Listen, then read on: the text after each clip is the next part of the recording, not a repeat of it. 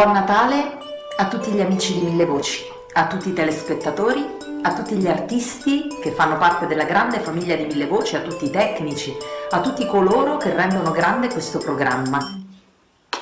Buon Natale!